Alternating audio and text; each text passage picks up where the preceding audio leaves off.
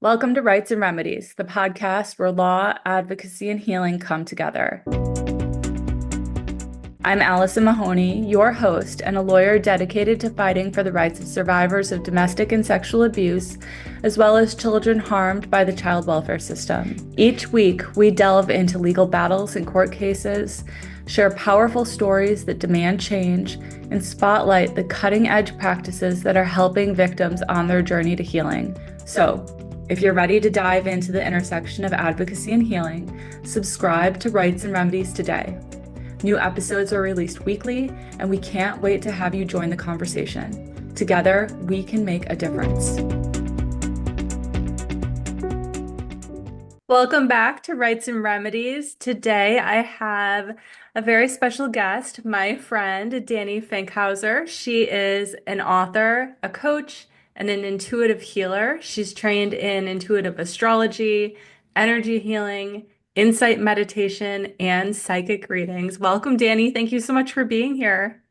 Thanks, Allison. I'm so excited to have our chat. Yeah, same. I was thinking about it just before this. I think we've known each other for almost a decade now. Does that sound right? It's been a while, but it's been a time warp because we met right before the pandemic. I think it was even before that. We met through Dreamers Yeah. Doers, and then we started hanging out more as part of a writing group just before the pandemic. Hmm. But anyways, it's nice to see you regardless. So to kick things off, can you share with the listeners a bit more about your background, just adding to the things that I listed off at the very beginning? Totally. Yeah, it's been a journey. So I've known since childhood that I wanted to write. I mean, I grew up going to the library and reading a lot. I always saw myself as writing books, but was very practical, went into journalism, then I went into content marketing for startups, had the day job, but always kept that alive and, did some writing on the side and then eventually got to the point where I was like, okay, I've got some money saved up. I've said I wanted to do this. So let me like take some time off and I'll just write a novel and then I can, it'll be fine. I can go back. And that was the big turning point. But what happened at that point was that even though I had this background in writing, I had all these big ideas, I found it so hard to sit down and actually get them onto paper. And that's when I got into meditation, and that helped me a lot with the first novel. And then, just to really summarize some big parts of my story, I just never went back to the old career. I just, couldn't do it once I had a taste of what I really loved doing. But then when I got into the second novel that I wrote, that was when I got more into energy healing and just some deeper forms of meditation that really helped me tap into that intuition and that creative flow so that I could write and really see writing that was just of such a better quality than what I was writing when I was kind of just forcing myself to write. So Yeah. it was a very different experience. And so I was like, this is so cool. I can help other writers use these tools to tap into their imagination.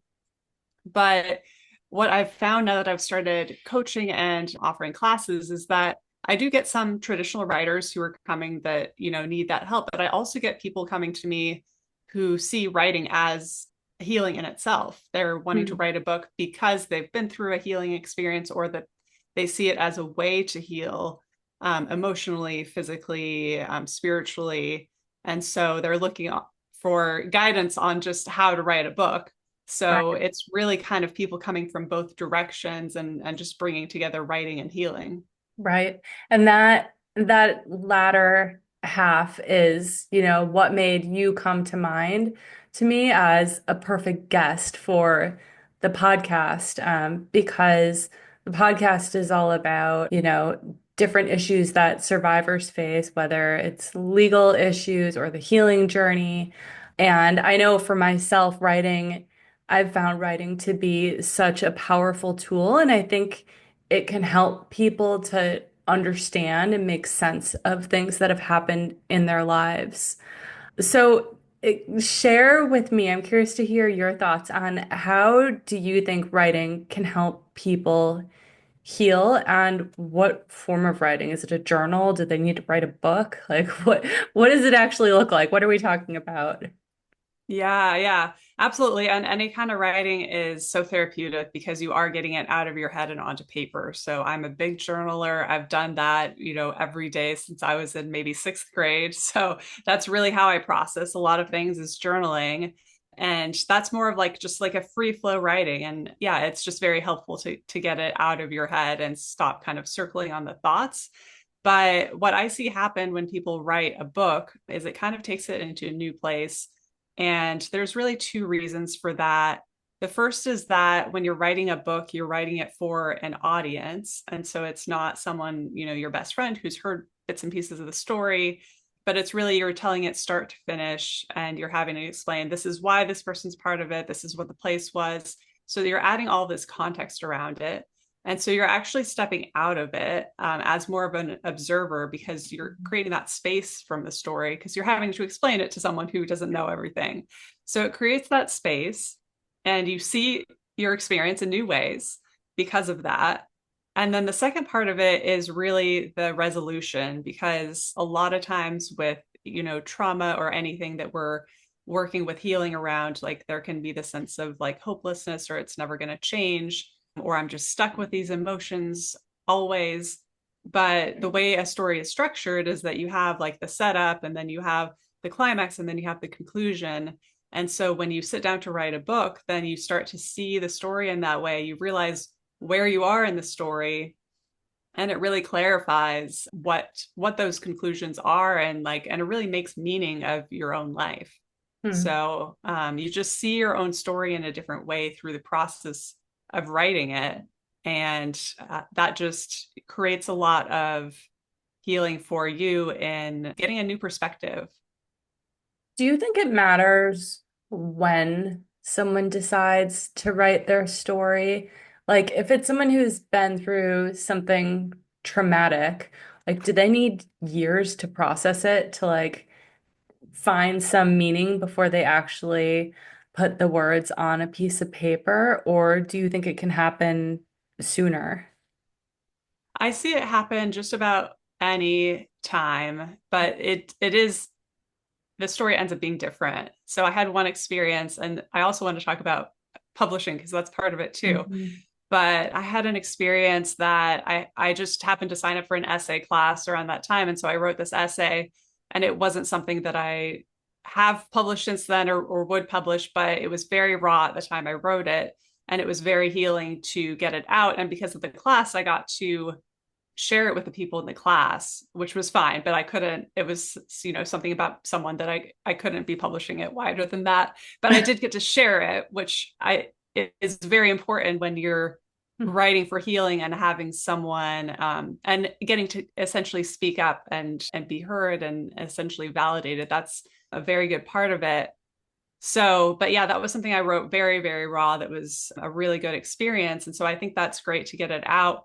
What I've also found is that there's things that I've written that I'll just kind of sit on for a couple of years and then I'll come back to it. And then years later, you see it in a new way. Hmm. So it ends up being, a different story. If it's a memoir, you could realize the story's actually not over yet. This is just the first half. And now I need to like continue, or you have like a new layer of understanding that comes later on.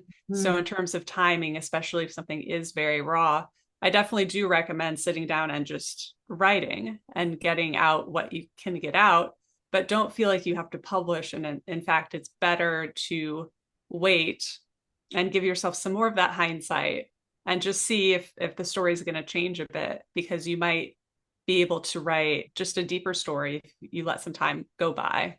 Right. I love that. And it also like really highlights how much people grow over time in a way that I think we probably don't appreciate if you're not writing and kind of memorializing where you're at different points in your life.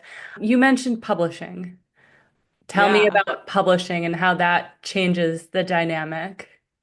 Yeah, and I like what you mentioned about how much you change because it's so interesting that you will have had this experience that maybe you've done a lot of healing around and then you decide a lot of times people want to write it because they think, well, I've healed from this and I can help other people heal from this same dynamic. by sharing my story. So they sit down to write it. They think the healing's been done. But actually, during the writing process, you see it from a new angle, you add layers to it. And so there's like a secondary healing that happens during the writing process. Hmm. And then you get to the publishing, which what I've experienced is that it's like a third layer of healing because you are putting it out there. A lot of people in your life might kind of know what happened already, but it's a really big moment when you're saying to yourself and your friends and your community, like, this is something worth paying attention to for other people to experience. And so there's a lot of confidence that is developed in order to do that. And also, especially with trauma survivors, it's really owning the story and validating yourself by putting it out there and saying that my point of view matters. Yeah. Here's what happened to me, and here's how it made me feel. This, and, taking ownership of the story again. And people can have all kinds of reactions to that. And not everyone in our lives has done extensive therapy or knows really how to respond to that.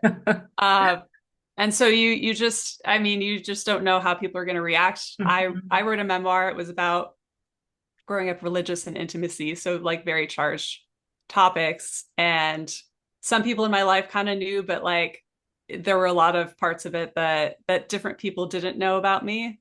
So when I put it out there, it was kind of like a coming out, and some people felt like they felt like I had hid something from them. And so I Got lost it. some friendships because of that. But other friends were so supportive, especially actually Dreamers Doers, the group we met in. Mm-hmm. They were amazing. And so I got, much deeper into those relationships, had to have conversations with my family that I had never had before. So it just changed so many relationships through publishing, and kind of really brought more stuff to the surface. Like, as I was saying, like, there's the healing, there's the writing brings more to the surface, the publishing brings more. So yeah, there's like those layers. But then also what happens when you publish is that you get people writing emails to you and saying, this changed the trajectory of my life. And Wow.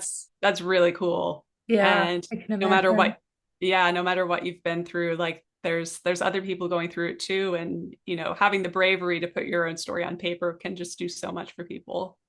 That's so powerful, Dani. Thank you for sharing all of that. I want to talk about meditation, but before going into that, can you describe the services that you provide or the offerings that you provide to people who are in the midst of writing a book or an article or whatever it might be, or if it's someone who wants to write but hasn't started yet? Yeah, my offerings, I do one-on-one coaching, I do group classes. So I do a little bit of both. I also edit books.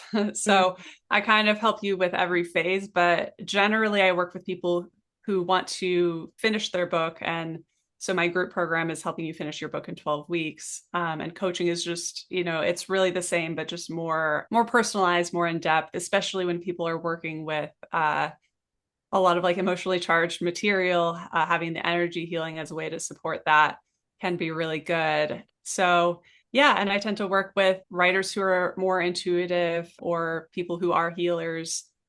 Just usually, generally, even if someone doesn't consider themselves a writer, but their objective in writing the book is with healing themselves, or offering the story as healing for others, and across fiction and memoir, a couple Okay. different genres. Oh, yeah. Thank you for pointing that out. I should have asked you about that. Okay. Oh, I love this. I feel like you must be surrounded by an amazing community of people, through your work.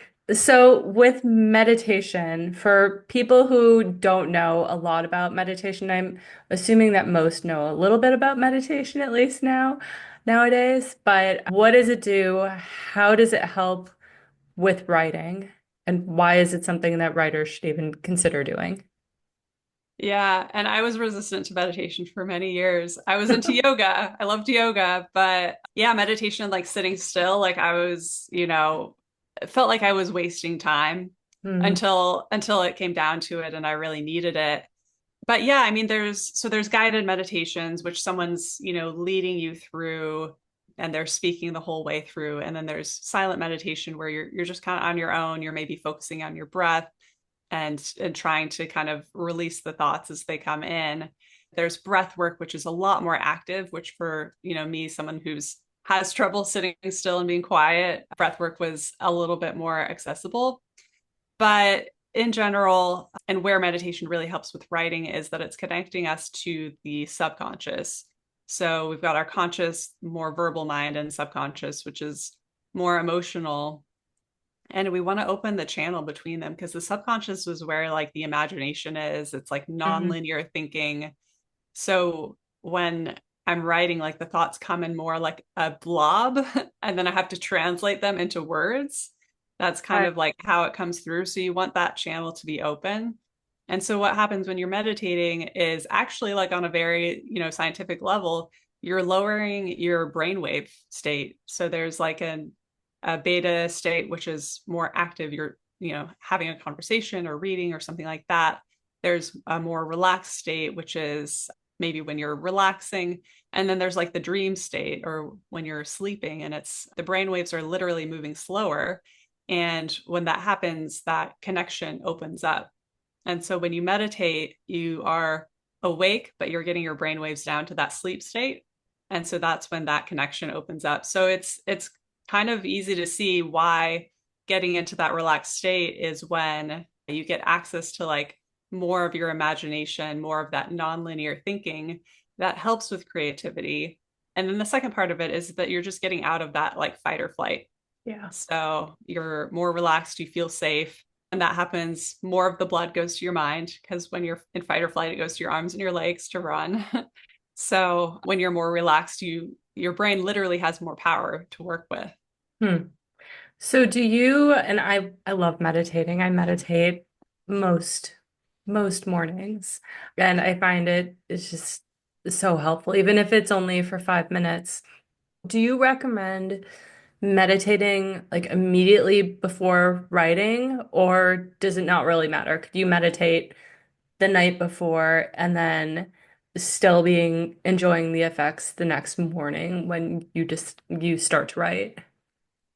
Yeah, I usually teach people to experiment with it because it could be like a 10-minute right before is really Mhm. good. When I was writing my second novel, I was doing an hour-long silent meditation the night before. Oh, the day Um, before. Okay. the night before it was very intense, but it helped so much because meditating, especially silent, the thoughts are coming in and then you're letting them go without attaching to them Mhm. and you're sitting still for a period of time. And so then the next day when I was trying to write, I would write for 90 minutes, take a break, write for 90 minutes. And so being able to sit still and not be distracted was like literally what I needed to do. So it's kind of you're exercising the same muscle. So that worked, I mean, really well because yeah, writing is just such a highly creative activity, more so than other kinds of work I've Mhm. found, especially if you are doing it every day and you're trying to get through a word count. It can really help to kind of train your brain with meditation. But I'll also offer that you can also go for a walk in nature or just, kind of like mindfully like take a shower. There are other ways that you can kind of use the concepts behind meditation to get into flow. I know a writer who will watch nature videos on YouTube as a Oh, way to really? like get into it. Yeah. Hmm. Yeah, and I mean, there are things like moving meditations where you are Mhm. walking and you're meditating, no phone allowed during those types of Exactly. Yeah. meditations. Very important. Yeah. And I don't want to overlook your energy healing work. So, how does that tie into this? And when I say energy healing, what is energy healing? Yeah. I might be the only writing coach that offers energy healing. I haven't come across anyone else who's doing it. So I think it's pretty great. Yeah. So, energy healing, to explain to like a total newbie, energy is not physical, but so you can't see it under a microscope. We don't talk about it in Western science, but in Eastern parts of the world, indigenous, there's more attention paid to energy because we're using it every day. Like you and I are exchanging energy right now because we're talking. When you walk into a room, when you walk into a room and you're like, this is weird. I'm getting a weird vibe here. Yeah. Like it's something that we do all of the time, is that we're always reading energy, people we walk by in the street, anyone that you're talking to, especially when like you're feeling empathy, you're reading the energy of the other person. So we're swimming in like an ocean of energy every day. Just in Western culture, we just don't really talk about it. Hmm. So energy healing is just a more intentional way to share energy. So when I do energy healing, it's for maybe a group or in a one-on-one session. I'm essentially transmitting energy to the other person. And I can also use like breath cues or visualization, and those are some ways that you can actually move your own energy. And basically, like we're just trying to bring it into balance and get it moving. When you exercise, you move your energy. When you take a bath or a shower, Yeah. you're moving your energy. So there's a lot of things that we do that we know it helps us get clear. It helps us recharge, time in nature. We're always managing our energy, but as a practice, it's just a more intentional and more effective way to clear out the energy. Is Reiki a form of energy healing? Reiki is, yeah, Okay. exactly. And when you said that you'll give energy, is this practice depleting for you at all, or is it not that you're losing energy? Is it like is it energy that's being created and then transmitted to the other people? I think the most accurate way to describe it is it's being channeled. Okay. So sometimes I even visualize like the energy coming from the stars and like going through me to the other person. So yeah, when you offer energy healing, you clear it out yourself so that you can like hold a higher voltage essentially. Okay. I have like this image in my head right now of you as like a superhero with like a lightning rod going through your hand or something. That's how I feel. I'm like, you think I'm helping you write a book, but really like I'm giving you superpowers. And how does the energy healing fit with meditation? It's really just a deeper form of meditation. Okay. And yeah, if people are new to it, it'll just feel like I'm guiding you through meditation. The more that you do it, the more you feel it somatically. Like I've had people like, you know, their eyes are closed and like they'll start to see colors or they'll feel tingling in different parts of their body. They'll suddenly cough. So, and they'll feel more connected to into like things will be clear. I used to do a yoga class with energy healing as part of it. And like, I remember like we kind of started and then this woman like jumps up and goes. And then later she tells me she had to go text her husband that she like forgot to put something in the refrigerator. And it's just like, you get to that moment of stillness and peace. And then all this information just starts dropping in. I feel Huh. that with meditation too, that it's like, here's what I do, here's what I need to write next, here's what I need to do, or like, here's the solution to this problem in life. Just because you came to like that moment of inner peace and then you suddenly have clarity. Thank you, Danny. You are, I mean, this is all so fascinating to me. And when you describe it, it makes sense to me that all of these different pieces would go together and would create like an optimal situation for someone to sit down and write and have really creative moments and to be efficient with their writing. And yeah, I think the other thing is that writing, it seems like, at least for me, it's easy to get in my own way with it, Mm-hmm. and for some like self-doubt or criticism or whatever to creep in. And then that holds me back from being able to write all the things that I really want to write or know that I'm capable of writing. Mm-hmm. But yeah, Yeah, I think all what you're describing, it sounds like it's very clearing and freeing. it is, yeah. And a lot of people think that it's that they don't have time is the blocker, but Mhm. it's exactly what you're saying. It's the inner criticism. You have the time, but then you sit down and you just, kind of can't get it out. Mhm. So that's what I really love helping people with. because they feel so much better when they're in flow and they get it out. And then the rest of us get to read these incredible stories. Yeah.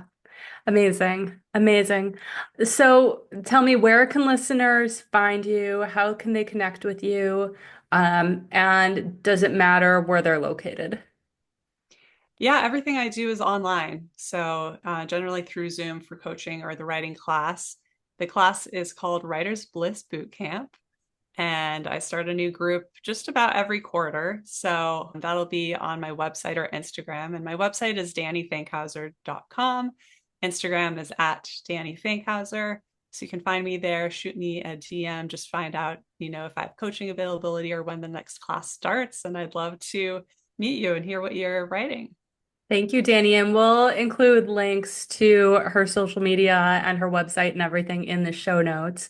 But thank you so much for being here. I feel like inspired to go write right Yeah, now. So, amazing. Thanks thank so much you. for inviting me. Of course.